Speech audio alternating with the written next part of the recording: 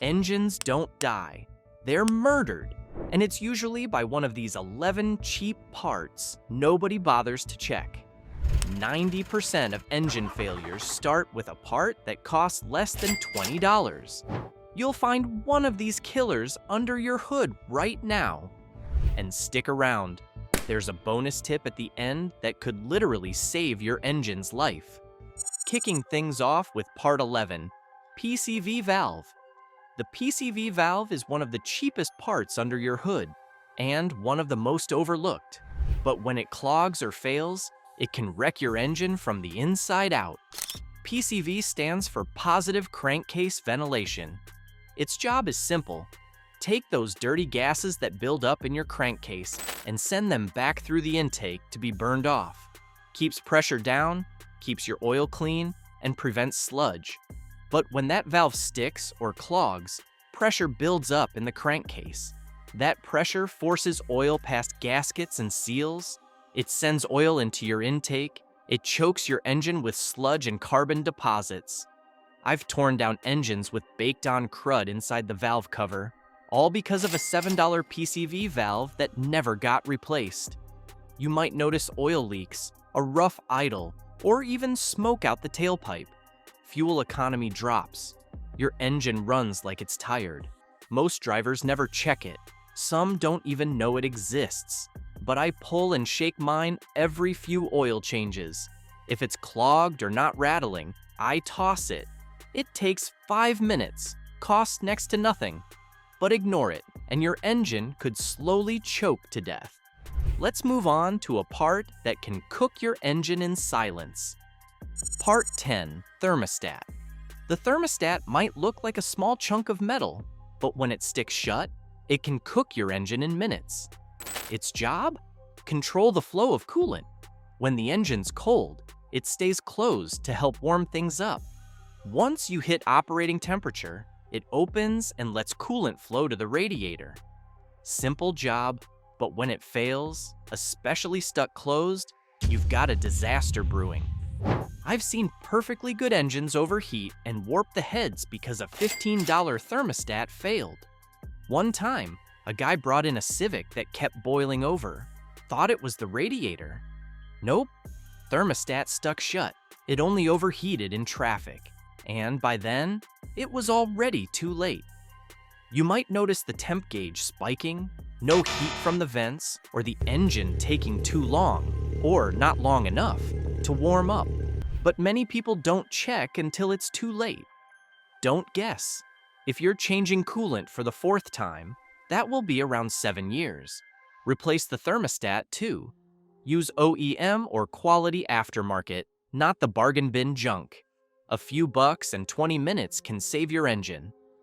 Ignore it, and you might be buying a new head gasket, or worse. Next up, your oil filter might not be doing what you think it's doing. Part 9, Engine Oil Filter. You change your oil every 3,000 miles, which is what I normally recommend. Good. But what kind of oil filter are you spinning on? I've cut open enough cheap filters to know what's inside. Thin paper, weak valves, sometimes they collapse, sometimes they don't filter anything at all. And if you're running that kind of junk, your oil's just moving dirt around your engine at high speed. I had a customer with a 5.4 Triton, came in with top-end ticking. Oil pressure looked fine, oil looked clean. But I pulled the filter. Thing was clogged solid, internals collapsed. It was bypassing completely. His cams were starved of oil for months. That motor didn't make it. A filter's job isn't just to catch particles. It has to hold pressure, regulate flow, and survive heat cycles. People trust the cheapest one on the shelf, like it's all the same. It's not. Stick with Wix, Mobile One, OEM, or a trusted brand. Stay away from mystery brands in white boxes. Also, don't over-tighten. Don't install dry. And if your engine has a cartridge-style filter, double-check the O-rings. I've seen more leaks from those than I can count. You wouldn't run dirty oil, so don't run a dirty filter either. Next, what keeps your engine in time can take it out just as fast. Part 8. timing belt tensioner/pulley. Most folks worry about the timing belt itself, but the real silent killer? The tensioner and idler pulley. Here's the deal. Your timing belt is only as strong as the parts guiding it. That tensioner keeps the belt tight. The pulleys keep it in line. If one of them fails, seizes, wobbles, or loses spring tension, you can lose timing instantly. And if your engine is interference type, you know what that means. Valves crash into pistons, and your engine's done. I've pulled heads off interference motors where half the valves were bent like twigs, all because a pulley bearing let go. I had a customer with a Mitsubishi 2.4-liter. The belt was new, but they reused the old tensioner to save money. 2 months later, it failed at 65 miles per hour. That motor never ran again. If you're doing a timing belt, always do the full kit. Belt, tensioner, pulleys, and water pump if it's driven off the belt. Don't cheap out. And torque everything to spec, especially the tensioner bolts. I've seen those back out too. This isn't the place to cut corners. One bad bearing can wreck your engine in seconds. If this kind of real-world advice helps you out, hit like, subscribe, and share it. Save an engine, save a wallet. And speaking of pressure, the next part controls it, without anyone noticing until it fails. Part 7, Radiator Cap. Nobody ever suspects the radiator cap, but I've seen it ruin engines just as fast as a busted hose or blown thermostat. This little $10 part does more than just seal the radiator. It holds system pressure. That pressure raises the boiling point of your coolant. Without it, your engine runs hot, coolant boils off, and the whole system starts breaking down. I had a Chevy Tahoe come in once, kept overheating on long drives. The owner had replaced the water pump, thermostat, and even the radiator. Still no fix. I pressure tested the cap. It was shot. Wouldn't hold 10 psi. That's all it took. A weak cap lets coolant escape as vapor. You might not see leaks on the ground, but your reservoir runs low. Then the engine overheats, maybe once or twice. Eventually, that heat warps aluminum heads or cracks plastic tanks. I've seen it all. It's a 30-second part to replace. Most people never think about it. But I change mine every few years, especially if I notice coolant loss or temp spikes. And make sure it's rated for your system. Don't just grab any cap off the shelf. Wrong pressure can be just as bad. Now let's move from cooling to combustion, because the next part can turn your engine into a stuttering mess. Part 6, Ignition Coil or Coil Pack. When an ignition coil starts to fail, your engine doesn't ask questions, it just starts misfiring. The coil's job is to take 12 volts from the battery and crank it up into thousands of volts to fire the spark plugs. No spark, no combustion. And when one coil goes bad, especially on coil-on-plug systems, your engine starts shaking, coughing, and dumping raw fuel into the exhaust. I had a Dodge Caravan come in, running like it had a broken motor mount. It was a dead coil. It was ignored for weeks. That raw fuel ended up melting the catalytic converter and fouling 3 plugs. A $40 coil turned into a $900 repair. Symptoms are usually clear: rough idle, check engine light, hesitation under load, poor MPG. Some folks think it's bad gas or a dirty injector and just keep driving. That's a mistake. Use OEM quality coils. Cheap ones don't last. And if one goes bad, check the rest. Heat kills them slowly, especially on V6s where the rear bank bakes under the intake. And when changing coils, inspect the spark plugs and boots. One bad plug can take a good coil down with it. Next, we're talking about a tiny sensor that's fooled more engines into blowing up than you'd believe. Part 5, Oil Pressure Sensor. The oil pressure sensor might be the most misleading part on your engine. It's a tiny switch, usually threaded into the block, that tells your dash whether you've got oil pressure or not. But here's the problem. When it fails, It can throw false warnings, or no warning at all. I've seen both. One guy brought in a Silverado with a 5.3 liter. Light would flicker at idle, then go away while driving. He thought the pump was failing. Turned out to be a bad sensor. No real issue this time. But another customer drove his Jeep for weeks after the light quit working. Thought everything was fine, until the engine seized. Oil pump failed, no pressure, no warning. Sensor was stuck reading normal the whole time. Never trust a sketchy oil pressure reading. If the light flickers or you hear ticking, shut it down and check it.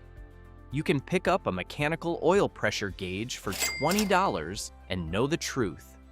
And when replacing the sensor, don't forget the little screen or filter underneath it, especially on GM engines. They clog and make the sensor read wrong. It's a cheap part with big responsibility. Don't gamble with it.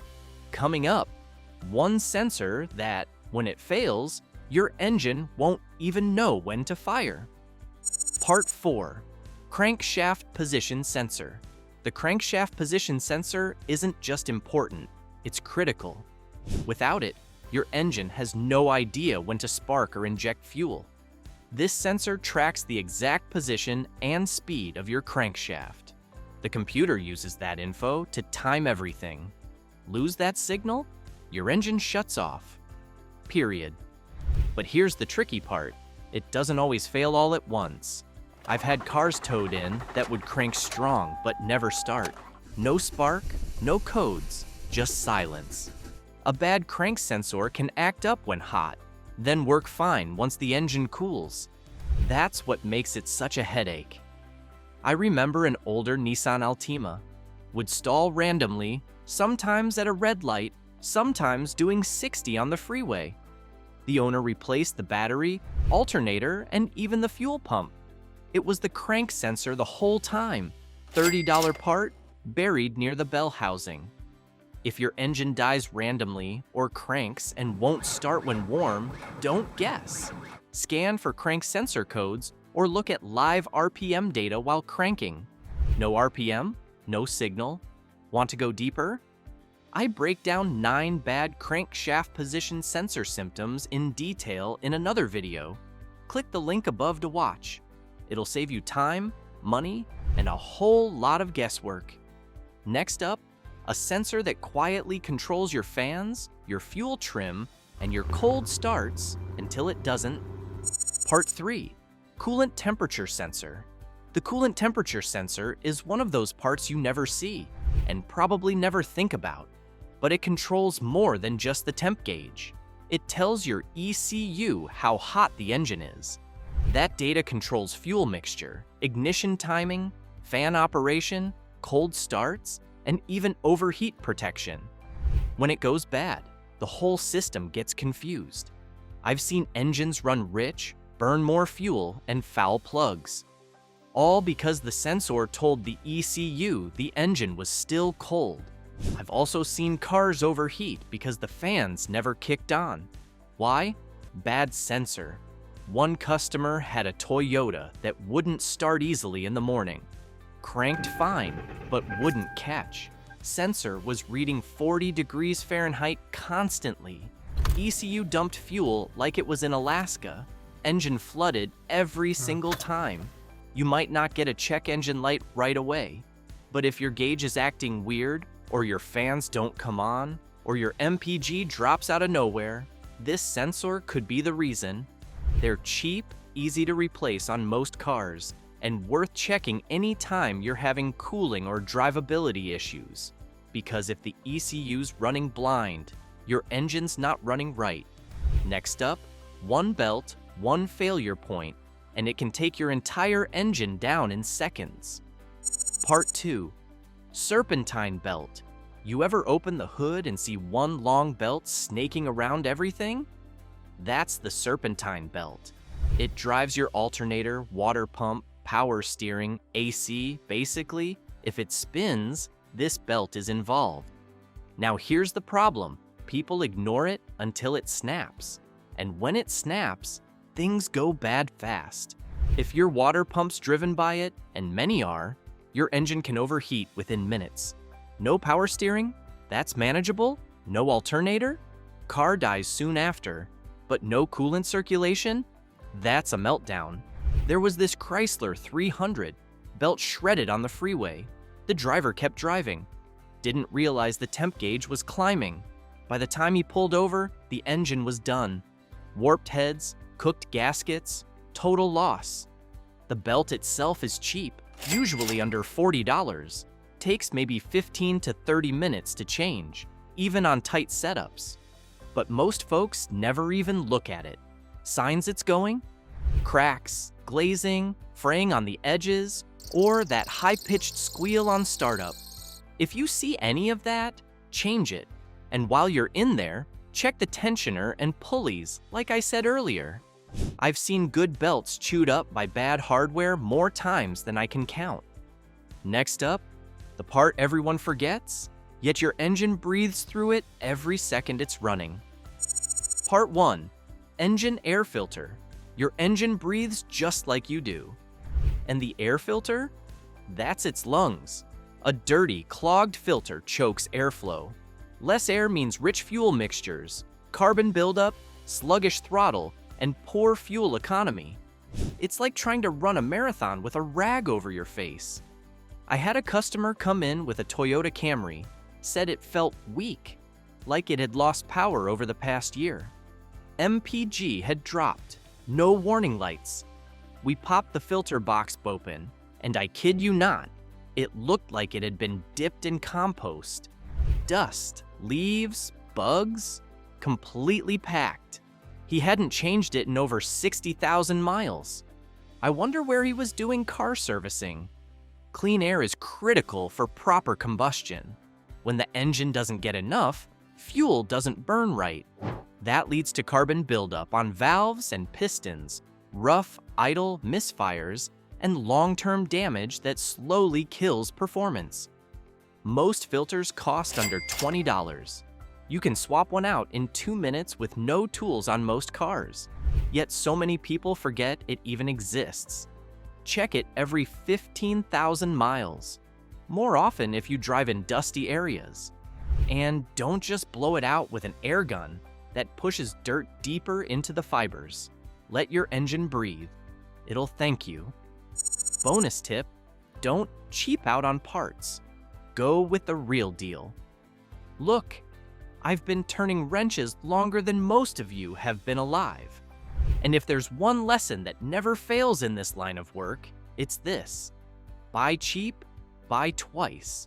Or worse, pay once and ruin your engine. You can do all the right diagnostics, catch every symptom early, and follow every tutorial step by step. But if you're installing bottom barrel knockoff parts, you're just asking for trouble. So here's my advice, and I don't say this lightly, always buy OEM or top-tier aftermarket brands. Your engine's life depends on it. Here are some brands I'd stake my name on: Toyota or Lexus. Stick with Denso OEM, Aisin, or NGK for sensors, filters, and ignition parts. Honda or Acura, go with NGK, Denso, Aisin, and Beck-Arnley.